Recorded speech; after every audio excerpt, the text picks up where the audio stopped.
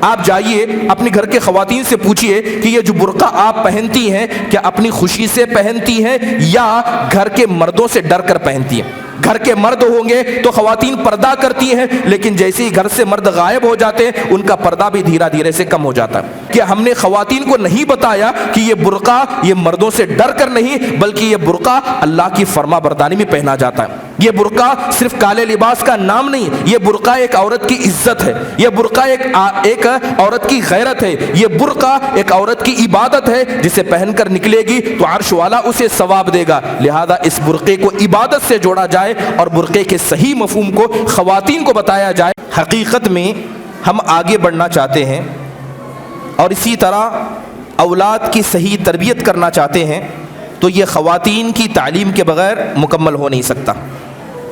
اور اس کے ساتھ آج کے دور میں جو نت نئے شبہات خواتین کی تعلیم کے تعلق سے اٹھائے جاتے ہیں، ان شبہات کو دبانے کا سب سے بہترین طریقہ یہ ہے کہ ہم خود اپنی خواتین کو تعلیم دیں۔ اب سوال یہ ہے کہ تعلیم دی جائے تو خواتین کو کون سی تعلیم دی جائے؟ سب سے پہلے فرض عین کی حیثیت رکھنے والی وہ تعلیم جس کا تعلق خواتین کی عبادت سے ہے، ان کے نماز سے، ان کے روزے سے، ان کے عقیدے سے اور اولاد کی تربیت سے، اس طرح کی تعلیم دینا واجب ہے۔ اگر گھر کا مرد، گھر کا باپ، گھر کا ذمہ دار چاہے کوئی کیوں نہ ہو، اگر اپنی بیویوں کو، اپنی گھر کی عورتوں کو، اپنی ماؤں کو، یا یوں کہیں چاہے وہ بزرگ خواتین ہی کیوں نہ ہو، اگر انہیں ان تعلیم سے محروم رکھتا ہے تو یاد رکھیں وہ گھر کا بڑا ذمہ دار گنہگار ہے۔ وہ گنہگار ہوگا کیونکہ اس نے اپنی عورتوں کو عبادت ادا کرنے میں ان کی مدد نہیں کی۔ حامد و مصلی اما بعد، اعوذ باللہ من الشیطان الرجیم، بسم اللہ الرحمن الرحیم، واذکرنا ما یتلی فی بیوتکن من آیات اللہ والحکمہ۔ معزز صدر جلسہ، علماء اکرام، عمائدین جماعت و جمعیت، حاضرین اکرام و حاضرات، میں نے آیت کریمہ پڑھی جس میں اللہ سبحانہ و تعالیٰ ارشاد فرماتے ہیں وَاذْكُرْنَا مَا يُتْلَى فِي بُيُوتِكُنَّ مِنْ آيَاتِ اللَّهِ وَالْحِكْمَةِ کہ اے اللہ کے نبی صلی اللہ علیہ وسلم آپ ان خواتین سے کہیے کہ وہ قرآن کی ان آیتوں کی تلاوت کریں، ان کا ذکر کریں، اور اسی طرح جو حکمت، جو احادیث بیان کی جاتی ہیں ان کا بھی وہ گھروں میں ذکر کریں۔ جب بھی بات خواتین کی ہوتی ہے تو ہمیشہ اس بات کو مد نظر رکھیں کہ اسلام نے خواتین کو جو مقام و مرتبہ دیا ہے وہ مقام و مرتبہ نہ گزشتہ امتوں نے اپنی عورتوں کو دیا تھا اور نہ ہی موجودہ حالات کے اندر کسی قوم نے عورتوں کو مقام و مرتبہ دیا۔ جب عورتوں کی تعلیم و تربیت کی بات کی جاتی ہے تو یہ ضروری ہے، اس لیے ضروری ہے کہ اگر حقیقت میں ہم آگے بڑھنا چاہتے ہیں اور اسی طرح اولاد کی صحیح تربیت کرنا چاہتے ہیں تو یہ خواتین کی تعلیم کے بغیر مکمل ہو نہیں سکتا۔ اور اس کے ساتھ آج کے دور میں جو نت نئے شبہات خواتین کی تعلیم کے تعلق سے اٹھائے جاتے ہیں، ان شبہات کو دبانے کا سب سے بہترین طریقہ یہ ہے کہ ہم خود اپنی خواتین کو تعلیم دیں، ان شبہات کے بارے میں بتائیں۔ اس کے علاوہ اگر ہم خواتین کی تعلیم پر گفتگو کرنا چاہیں تو سب سے پہلے ہمیں یہ جاننا ضروری ہے کہ کیا سچ میں خواتین کی تعلیم ضروری ہے؟ غور کریں کہ اسلام نے خواتین کا معاشرے کے اندر کیا حصہ بیان کیا ہے۔ مردوں کے تعلق سے واضح ہے کہ مرد قیادت کریں گے، مرد امت کو لے کر چلیں گے، عورتوں پر مرد حاکم ہیں۔ تو اس کا کیا یہ مطلب ہے کہ عورت کا کوئی مقام و مرتبہ معاشرے میں نہیں ہے؟ ایسا نہیں ہے۔ معاشرے کے اندر اسلام نے خواتین کا مقام و مرتبہ بیان کیا۔ سب سے پہلی چیز یہ ہے کہ جب اللہ تبارک و تعالیٰ نے ہماری تخلیق کا ذکر کیا، انسانیت کی پیدائش کا ذکر کیا، تو اللہ نے مرد اور خاتون کو ایک جگہ اکٹھا کیا۔ اللہ تبارک و تعالیٰ کہتا ہے کہ خلقکم من نفس واحدہ، هو الذی خلقکم من نفس واحدہ، کہ وہی اللہ ہے جس نے مرد اور عورت ان دونوں کو ایک ہی جان سے پیدا کیا ہے۔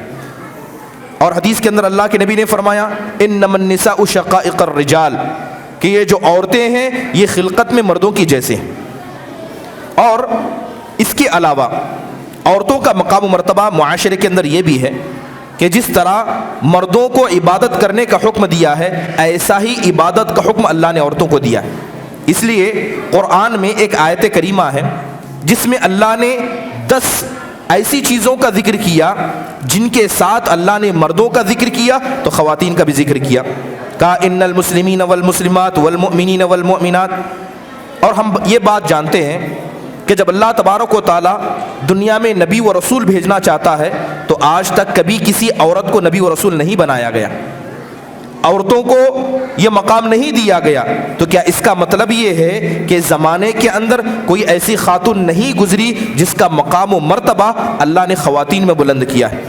جس طرح انبیاء مردوں میں فضیلت رکھتے ہیں، اسی طرح معاشرے کے اندر، یعنی وہ معاشرہ جو آدم علیہ السلام کے زمانے سے چلا آ رہا ہے، اس معاشرے کے اندر بھی اب تک اللہ نے بہت ساری ایسی خواتین کو چنا ہے جن کا مقام و مرتبہ اللہ نے عام خواتین سے بڑھ کر گنا۔ جیسے حضرت مریم علیہ السلام کو لیں، اللہ تعالیٰ کہتا ہے یا مریم ان اللہ اصطفاکی وطہرکی واصطفاکی علی نساء العالمین، اے مریم ہم نے آپ کے مقام و مرتبے کو بلند کیا ہے، ہم نے آپ کو چن لیا ہے۔ اس کے علاوہ معاشرے کے اندر اگر عورتوں کا کردار دیکھا جائے، اللہ کے نبی جس طرح مردوں سے بیعت لیتے اسی طرح اللہ کے نبی عورتوں سے بھی بیعت لیا کرتے۔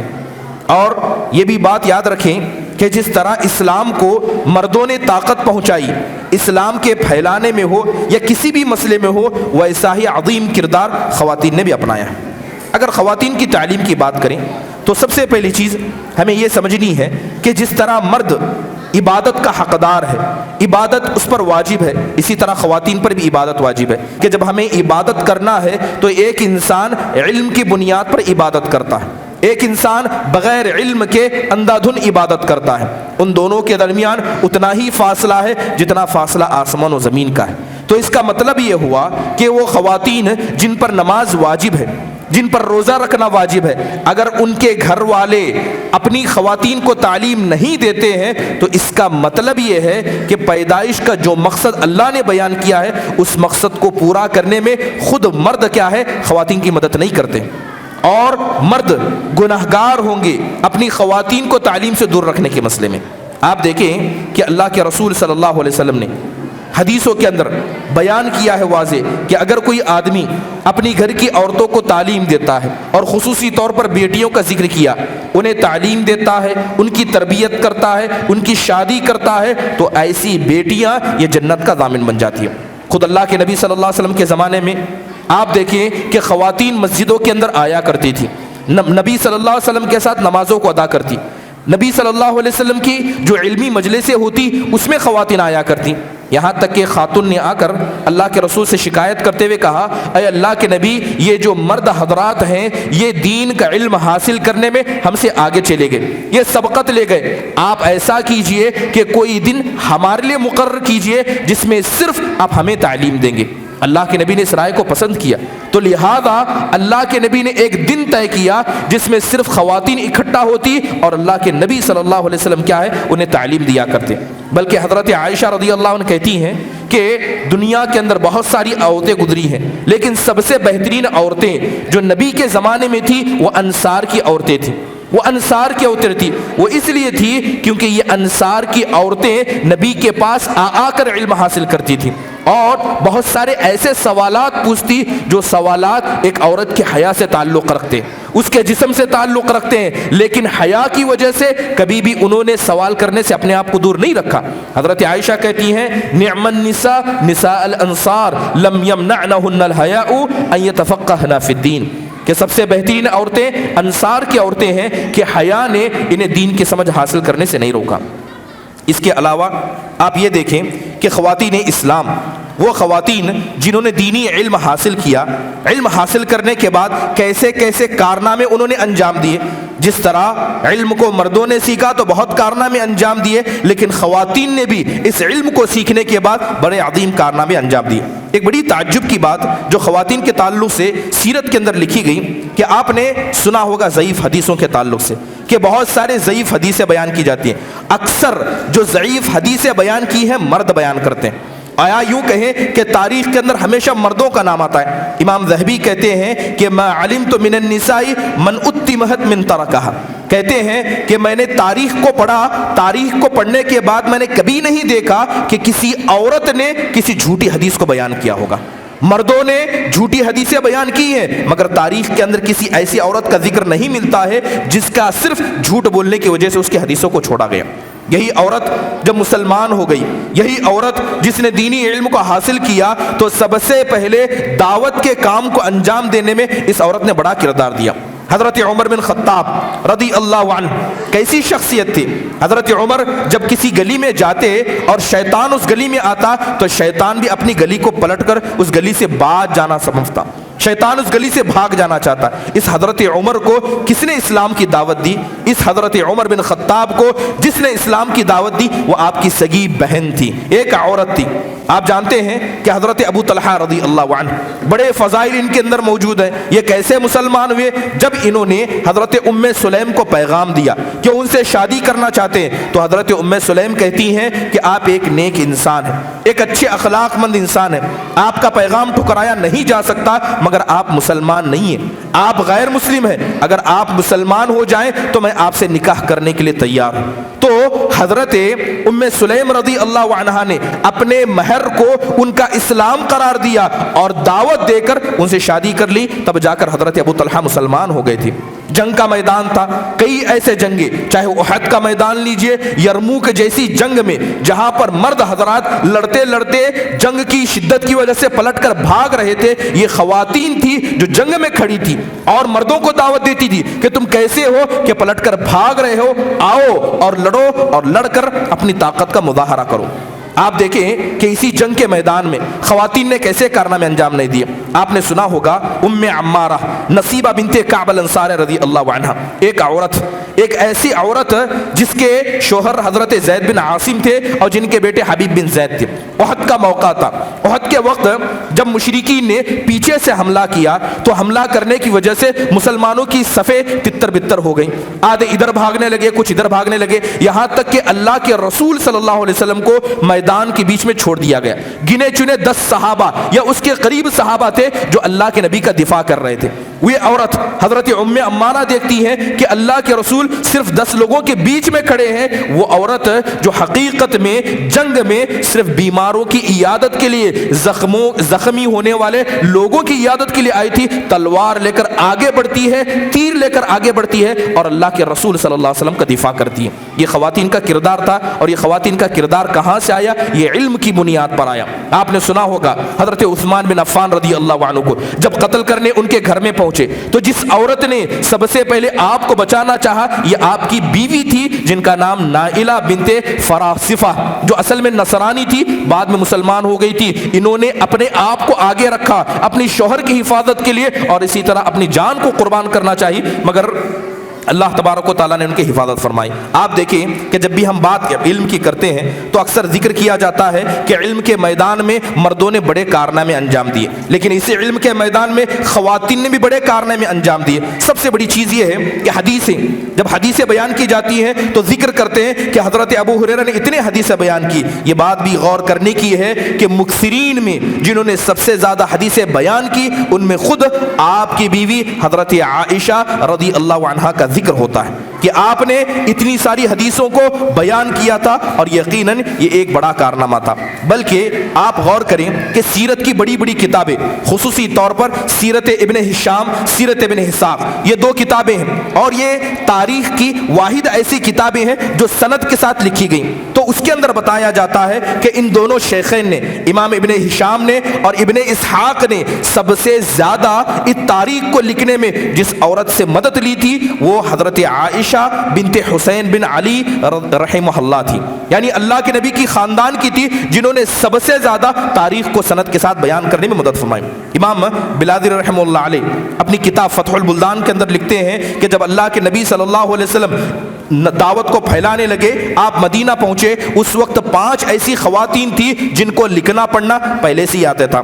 آپ دیکھیں طبقات الکبریٰ، یہ بڑی ابن سعد رحمہ اللہ کی بڑی کتاب ہے. اس کے اندر انہوں نے تقریباً 700 ایسی صحابیات کا ذکر کیا ہے جن 700 صحابیات نے کیا اللہ کے نبی سے حدیثوں کو نقل کیا، اور وہ آدھ حدیثیں ہمارے درمیان موجود ہیں. امام ابن حجر نے الاصابہ فی تمیز الصحابہ کے اندر تقریباً 1500 سے زیادہ ایسی محدثات کا ذکر کیا ہے جنہوں نے حدیثوں کو بیان کر کے دین اسلام کی تعلیمات کو ہم تک بیان کیا. بہرحال بتانے کا مقصد یہ ہے کہ خواتین نے اس تعلیم کو حاصل کر کے ایک بڑا کارنامہ انجام دیا ہے. اسی کارنامے کو دوبارہ دہرانے کی ضرورت ہے، اسی کام کو دہرانے کی ضرورت ہے. اور یہ کب ہوگا؟ جب یہ ہماری خواتین اس دین علم کو حاصل کریں گے. ان کا بڑا مقام و مرتبہ اسلام نے ضرور بیان کیا ہے، مگر اس مقام مرتبے کو تبھی پہنچ پائیں گی جب ان کے پاس دین کا علم آ جائے گا. اب سوال یہ ہے کہ تعلیم دی جائے تو خواتین کو کون سی تعلیم دی جائے؟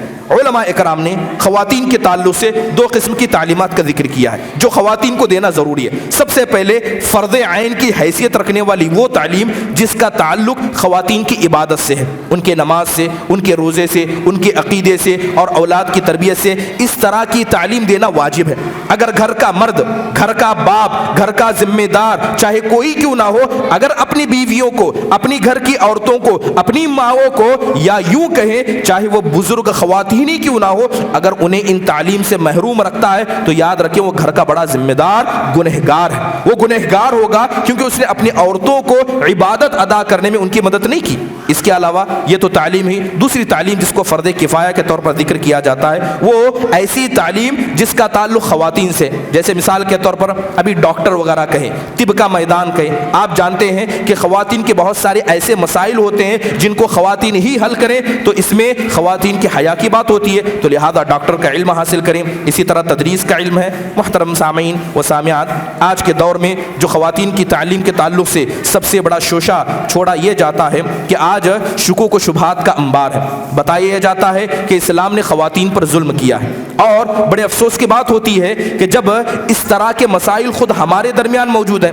آپ جائیے اپنے گھر کے خواتین سے پوچھئے کہ یہ جو برقع آپ پہنتی ہیں کیا اپنی خوشی سے پہنتی ہیں یا گھر کے مردوں سے ڈر کر پہنتی ہیں؟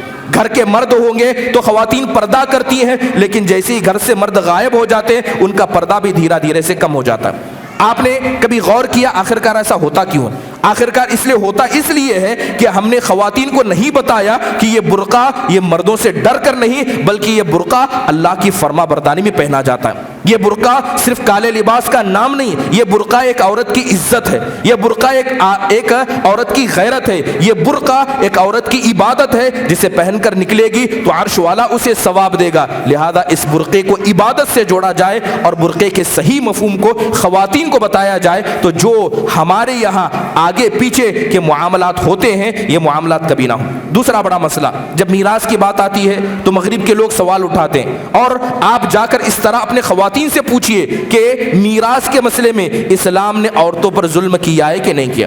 اکثر خود ہماری خواتین کہیں گی کہ ہاں اسلام نے ظلم کیا، مرد عورتوں کو ایک جیسا میراث دینا چاہیے. تو آپ بتائیں کہ اسلام کے ثابت تعلیمات جن پر شک خود ہماری خواتین کرتی ہیں، اور اس کی سب سے بڑی وجہ ان کو تعلیم نہ دینا ہے. یہی خواتین جب ان کو کوئی باہر کا آدمی آ کر ان کے ذہن میں اس طرح کے شکوک و شبہات ڈال دیتا ہے تو بعد میں ہم واویلا مچاتے ہیں کہ خواتین ایسی ہو گئی، خواتین ویسی ہو گئی. ضروری ہے کہ اس طرح کے ہزاروں قسم کے شکوک و شبہات دوسروں کی طرف سے آتے ہیں، اگر ان شکوک و شبہات سے بچنا ہے تو خواتین کو تعلیم دینا ضروری ہے. اور ایک بڑا مسئلہ جو اٹھایا جاتا ہے اور آج کل زمانے میں بڑا زور و شور سے چل رہا ہے کہ مرد اور خواتین برابر ہیں، ایکوالٹی کی بات کی جاتی ہے، برابری کی، مساوات کی بات کی جاتی ہے. کیا سچ میں مرد اور عورت برابر ہیں؟ اللہ تعالیٰ نے 2 جدا جدا مخلوقات پیدا کیے جو جدا ہیں، جسم کے اعتبار سے، سوچنے سمجھنے کے اعتبار سے، معاملات کے اعتبار سے کبھی ایک صف میں نہیں ہو سکتے. اور جان لے کہ جو لوگ عورتوں کو مردوں کے برابر کھڑا کرنا چاہتے ہیں وہ حقیقت میں عورتوں کی طرفدار نہیں، وہ عورتوں کی جانب ظلم کرتے ہیں. کیونکہ جو لوگ عورتوں کو مردوں کے ساتھ کھڑا کرنا چاہتے ہیں حقیقت میں وہ عورتوں تک اپنے ہاتھ کو پھیلانا چاہتے ہیں، عورتوں تک پہنچنے کا راستہ چاہتے ہیں. اگر عورت مرد کے ساتھ کھڑی ہو جائے تو اس میں سب سے زیادہ نقصان عورت ہی کا ہوگا. آپ نے سنا ہوگا کہ یہ دعویٰ، ایکوالٹی کا دعویٰ، یہ سب سے پہلے امریکہ کے اندر اٹھایا گیا. کہا گیا کہ مرد و عورت برابر ہیں. وہاں کی جو کانگریس پارٹی تھی، کانگریس پارٹی کے دعویداروں نے کہا کہ مرد عورت کو اکٹھا کیا جائے اور جس طرح مرد کماتے ہیں اسی طرح عورت کو بھی کمانے کا حق دیا جائے۔ ووٹنگ ہوئی، ووٹنگ کرائی گئی اور کہا گیا کہ چلیے مردوں سے بھی مشورہ لیا جائے، عورتوں سے بھی مشورہ لیا جائے، عورتیں گھر سے باہر کام کرنے کے لیے جانا چاہتی ہیں کہ نہیں چاہتی۔ ووٹنگ ہوئی تو پتا چلا کہ 60% مرد چاہتے تھے کہ عورتیں گھر سے باہر نکلے اور صرف 30 سے 35% عورتیں چاہتی تھی کہ وہ گھر کے باہر نکلے۔